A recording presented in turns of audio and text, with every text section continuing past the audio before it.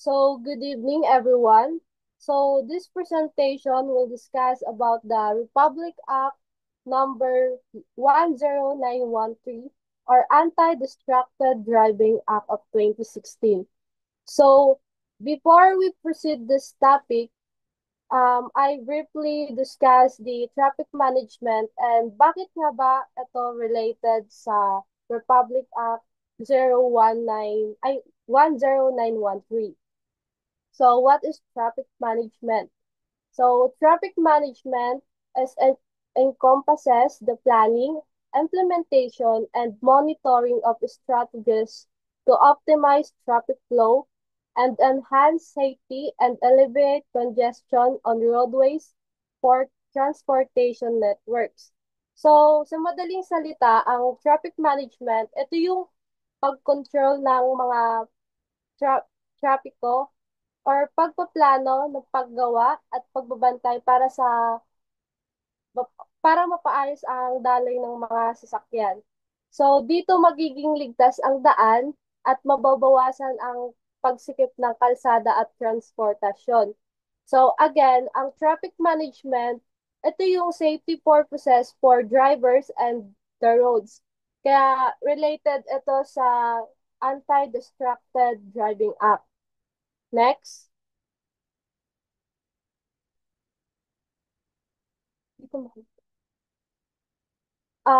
Section 1. This act shall be known as the Anti-Distracted Driving Act. Next.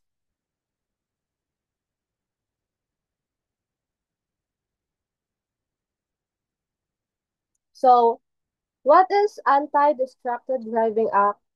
It is an act defining and penalizing distracted driving, prohibiting the use of dr- mobile communication devices, and electronic entertainment gadgets while driving and other purposes. So, ano nga ba ang batas na ito at bakit tinatawag na Anti-Distracted Act? So, yung batas na to, ito yung nagbibigay ng kahulugan at nagpaparusa sa mga pagmamaneho habang abala sa pinagbabawal na paggamit ng mga mobile communication devices at electronic entertainment gadgets while nagmamaneho. So, ito yung mobile communication devices and electronic entertainment gadgets. Ito yung mga cellphones, tablets, or kahit ano pang nakaka-distract sa mga sa mga driver na while nagmamaneho. Next.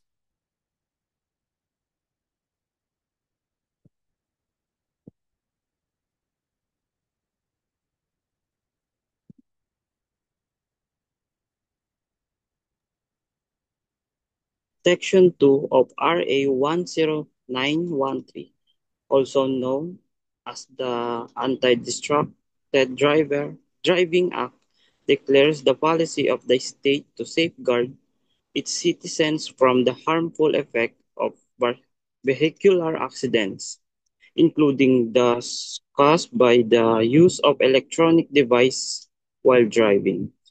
The law recognizes the vital role of information and communication technology, but also acknowledge the negative consequences of unrestrained use of this device on road safety according to Digest PH.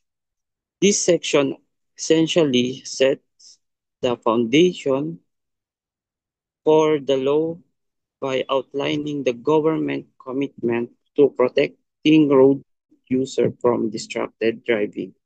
So ginawa din tong section 2 na to dahil hindi na biro yung nangyayari pag hindi na biro yung nangyayaring aksidente dahil lang sa cellphone o ang dahil lang sa pagka-distract sa driving. Next.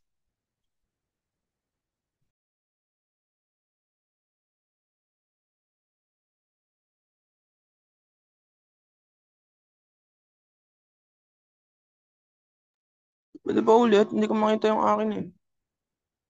Wala na ko.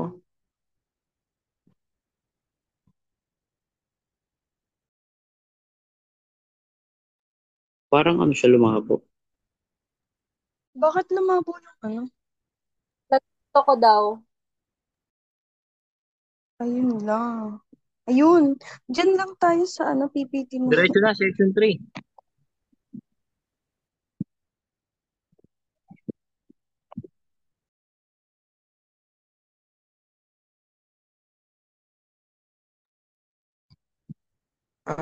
Section 3 refers to the performance by a motorist of any following acts in a vehicle in motion or temporarily stopped at a red light, whether handheld or otherwise.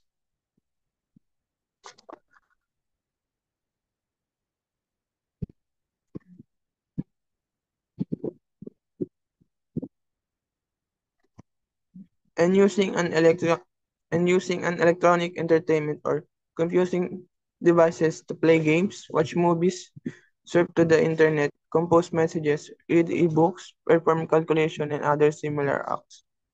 So, sa section 3, nire-refer dito yung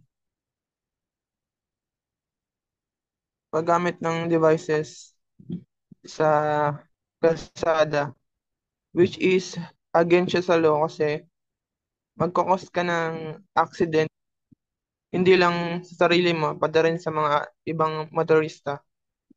Because yung devices is nagkakos ng distraction and hindi ka makapag-react on time if biglang may tumawid sa kalsada or biglang need mo mag-stop. Ganun. So, need mong i-stop yun or kailangan yung kotse mo properly park siya before ka gumamit ng devices tulad ng mga cellphone or otherwise. Okay na.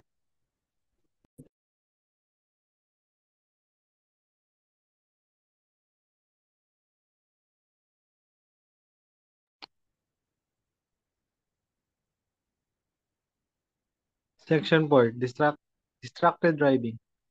Distracted driving is defined as using a mobile communication device to write, send, or read text-based communication or to make or receive calls, as well as using an electronic entertainment or computing device to play games, watch movie, surf the internet, compose message, read ebooks, perform calculation, and similar acts while driving a motor vehicle in motion or temporarily stop at the red light. So ano nga ba ang distracted driving? Ito yung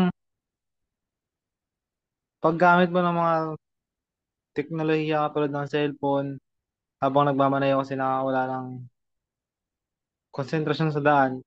Tsaka kung dyan, nasa nakalagay nga dyan na nakakawala ng focus yung pagkain, pagsi-cellphone habang nagmamaneho.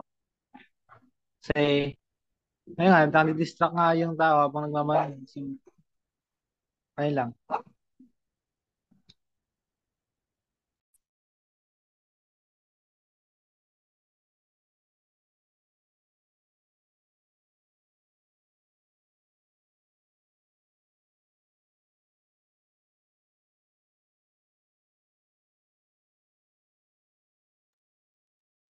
Extent of coverage, Section 5. About Section 5. This section addresses the use of mobile communication devices while driving, specifically focusing on how hands-free function can help mitigate distracted driving. I have some safety consideration and reminders on how to be safer and avoid accidents when it comes to driving. Number 1, hands. Hands-free cooperation.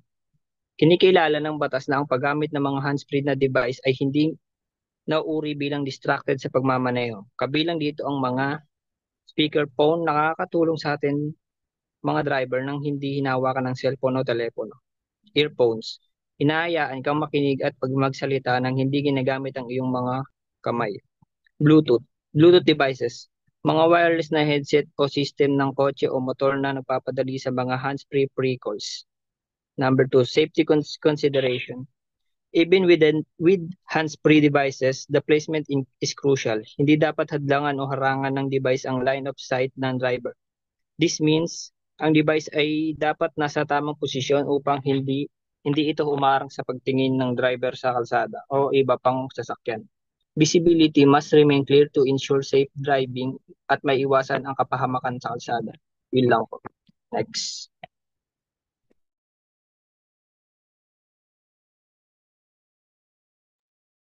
So section 6 is exemptions. Letter A, a motorist using a mobile communications device for emergency purposes, including but not limited to contacting a law enforcement agency, healthcare provider, fire department, or other emergency services in cases of crime, accidents, fires, medical emergencies, or urgent or other urgent situations. So sa letter A, pinapayagan yung mga nagmamaneho sa paggamit ng cellphone kung ito ay gagamitin nila sa pagtawag sa emergency. Halimbawa na lang kung may nangyaring krimen sa isang lugar or aksidente or may bigla ang nangangailangan ng tulong sa sa like for example a hospital ganun. So pwede silang tumawag sa mga ganun pero lang tawag nito for emergency services lang yung paggamit na yun. Letter B.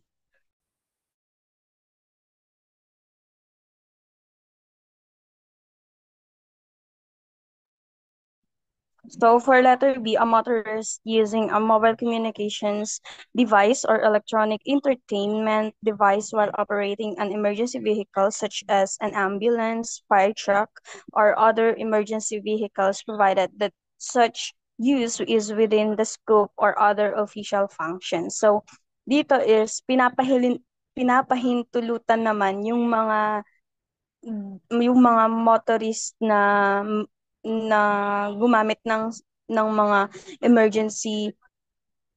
emergency call parang ganun. Then kailangan dito is habang nagmamaneho lang sila, kailangan lang nila tumawag kapag tawag na to?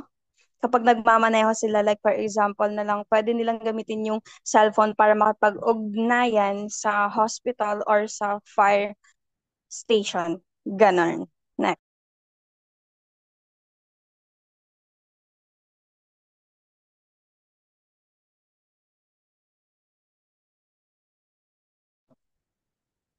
Section 7, Nationwide Public Information Campaign.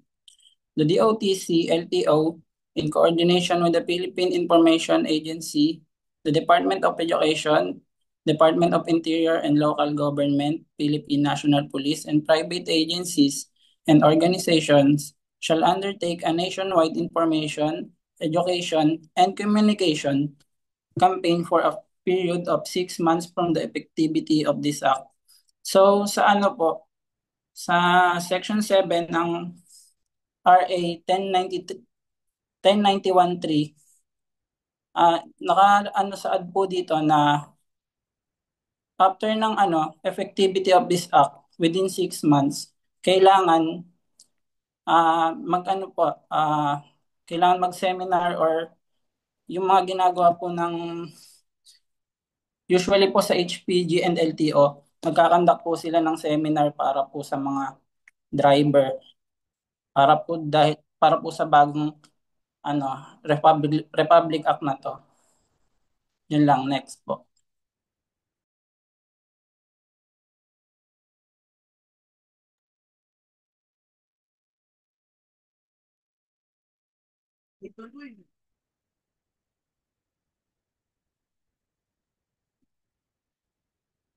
Section 8, Penalties. The LTO along with the Metropolitan Manila Development Authority MMDA, Philippines National Police, PNP, and other concerned agency are responsible for enforcing the law. Penalties, the violation includes fine regarding from 5,000 for the first offense to 20,000 for some subsequent offenses with possible suspension or revocation of the driver's license.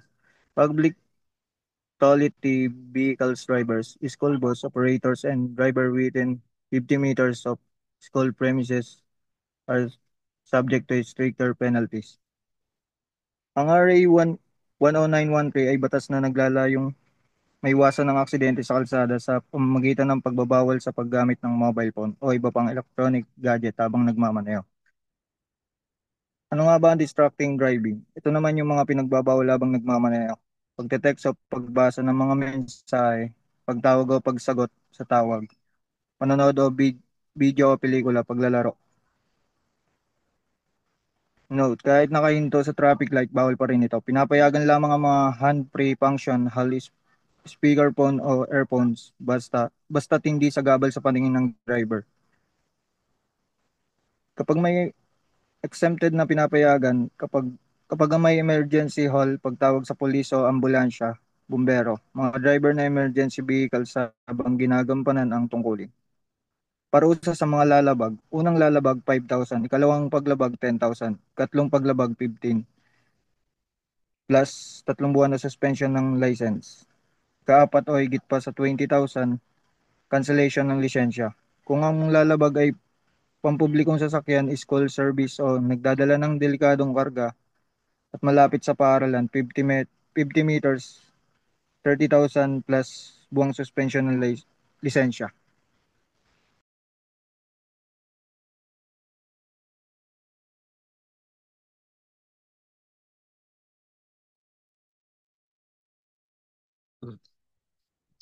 Section 9. Liability of owner and/or operator of the vehicle driven by the offender. The owner and/or operator of the vehicle driven by the offender shall be directly and principally held liable together with the offender for the fine unless he or she is able to convincingly prove that he or she has exercised extraordinary diligence in the selection or supervision of his or her drivers in general and the offending driver in particular. The Section 9 of the Republic Act number 10913 says na the owner of the vehicle that are, for example, his car na kanyang pinarentahan ay nasangkot sa isang accident, siya ay also liable for charges or fines kahit na siya ay hindi nagmamaneho at ang driver naman ay na nagrent ng vehicle ay liable if proven na siya ay indeed distracted while siya ay nagdadrive. Whether siya ay nagte-text or hawak niya ang kanyang cellphone at tumatawag habang nagmamaneho. Dahil si owner ay responsible sa driver na to make sure na yung driver ay ang only focus lang ay mag-drive and hindi siya nadidistract ng kahit anumang form ng mobile device. Next po. So Section 10, enforcement and assistance by other agencies. So enforcement agencies, Land Transportation Office, LTO, Metropolitan Manila Development Authority or MMDA, Philippine National Police Highway Patrol Group or PNP or HPG. So etong mga agencies na to, some of these agencies nakikita natin sa road, lalo na kapag nagkakaroon ng penalty ang isang motorist, 'di ba? So, yun, sila yung mga nag-a-assist sa mga mayroong mga penalties na yung mga hindi sumusunod sa proper na ganun. Yun lang.